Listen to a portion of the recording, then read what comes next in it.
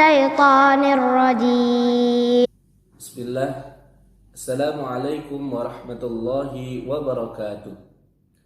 الحمد لله حمدا كثيرا طيبا مباركا فيه كما يحب ربنا ويرضى. أشهد أن لا إله إلا الله وحده لا شريك له وأشهد أن محمدا عبده ورسوله. ربي زدني علما warzuqni fahman. Bagaimana kabarnya anak-anak soleh dan soleha sekalian? Semoga anak-anak soleh dan soleha dalam keadaan sehat dan dalam lindungan Allah Subhanahu wa ta'ala.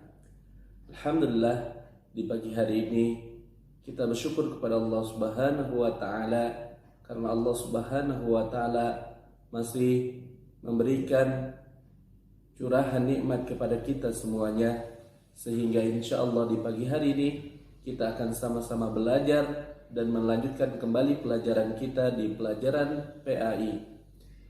Dan insya Allah di pagi hari ini anak-anak saleh dan salehah sekalian, kita akan sama-sama belajar di pelajaran yang ke-13, yaitu tentang kiamat kubra. Yang mana pada pelajaran sebelumnya, yaitu di pelajaran yang pertama, kita telah membahas tentang kiamat sughra atau kiamat kecil. Nah, anak-anak saleh dan salehah sekalian, di pagi hari ini kita akan bahas bersama-sama tentang kiamat kubra. Yang mana pembahasan ini kita akan bahas 3 pembahasan. Yang pertama yaitu pengertian kiamat kubra, dan yang kedua adalah nama-nama dan tanda-tanda kiamat kubra, dan yang ketiga adalah terjadinya kiamat kubra. Baik anak-anak saleh dan salehah sekalian, yang pertama pengertian kiamat kubra.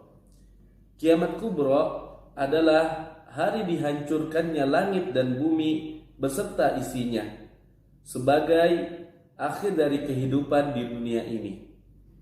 Dan kiamat kubra disebut juga dengan kiamat besar. Kiamat sughra artinya kiamat kecil, sedangkan kiamat kubra adalah kiamat besar. Sebagaimana Allah Subhanahu wa ta'ala berfirman, kullu man 'alaiha fan wa yabqa wajhu rabbika dzul jalali wal ikram. Semua yang ada di atas dunia ini akan hancur dan akan tetap kekal wajah Tuhanmu yang maha tinggi dan maha mulia.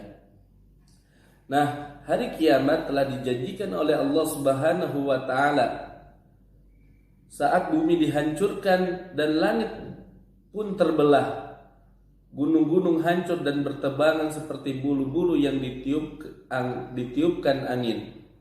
Setelah itu manusia akan dikumpulkan oleh Allah Subhanahu wa ta'ala dan akan dimintai pertanggungjawaban atas amal perbuatannya selama di dunia ini.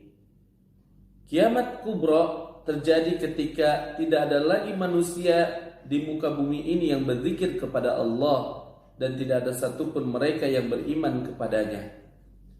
Sebagaimana Rasulullah SAW mengabarkan kepada kita bahwa kiamat kubra itu akan terjadi pada hari Jumat. Namun hanya Allah yang mengetahuinya kapan tepatnya dan kapan terjadinya. Kewajiban kita hanya mengimani dan beramal saleh untuk menghadapinya. Sebagaimana Rasulullah SAW bersabda, khairu yaumin tala'at fihi syams yaumul jum'ah, fihi khuliqa Adam, wa fihi udkhilal jannah, wa fihi ukhrija minha, wa la taqumus sa'ah illa fi yaumil jum'ah.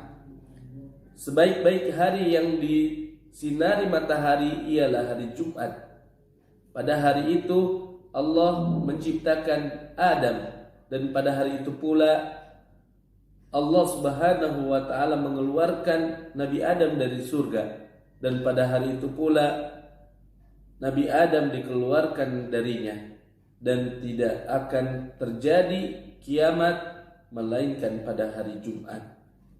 Anak-anak saleh dan salehah sekalian, itu sedikit dari pengertian tentang kiamat kubra. Jadi kiamat kubra adalah kiamat besar yang mana pada hari itu dihancurkannya langit dan bumi ini beserta isinya. Dan yang kedua, pembahasan yang kedua, kita akan membahas tentang nama-nama dan tanda-tanda kiamat kubra. Kiamat kubra mempunyai beberapa nama, di antaranya yang pertama adalah Yaumul Ba'ats, yaitu hari kebangkitan. Yang kedua yaitu Yaumul Jaza, yaitu hari pembalasan. Dan yang ketiga adalah Yaumul Hisab, yaitu hari perhitungan. Dan yang keempat adalah Yaumuddin, yaitu hari yang telah dijanjikan. Dan yang kelima adalah Yaumul Akhir, yaitu hari akhir. Jadi itulah 5 nama lain dari kiamat kubra. Jadi bukan hanya kiamat kubra saja. Jadi kiamat kubra memiliki nama-nama yang tadi telah Ustaz sebutkan. Nah, anak-anak saleh dan salehah sekalian, sebelum kiamat kubra terjadi, maka akan muncul beberapa tanda yang mendahulunya. Sebagaimana seorang sahabat yang bernama Huzaifah bin Usaid radhiyallahu anhu menyebutkan tanda-tanda tersebut. Yang pertama adalah munculnya dukhan atau kabut. Yang kedua, keluarnya Dajjal yang bermata satu. Yang ketiga, keluarnya dabbah, yaitu binatang yang dapat berbicara. Yang keempat, terbitnya matahari dari sebelah barat. Dan yang kelima, turunnya Nabi Isa bin Maryam. Yang keenam, keluarnya Ya'juj dan Ma'juj. Dan yang ketujuh, terjadinya gerhana sebanyak 3 kali, yaitu di timur dan barat dan di tanah Arab. Dan yang kedelapan, keluarnya api dari negeri Yaman yang akan menggiring makhluk Allah ke padang mahsyar. Kedelapan tanda ini disebut dalam sebuah hadis sahih yang diriwayatkan oleh Imam Muslim, Abu Daud, Tirmizi, dan Ibnu Majah. Apabila manusia bertobat pada saat matahari sudah terbit dari barat, maka tobatnya tidak akan diterima. Setelah tanda-tanda itu muncul, maka akan terjadinya kiamat kubra, yang berarti hancurnya seluruh alam semesta ini.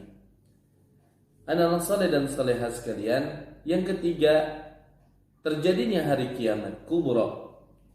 Sebelum bumi dan langit dihancurkan oleh Allah Subhanahu wa taala, maka Allah memerintahkan malaikat Israfil alaihi salam untuk meniupkan sangkakala sebanyak 2 kali sebagai tanda akan terjadinya kiamat kubra.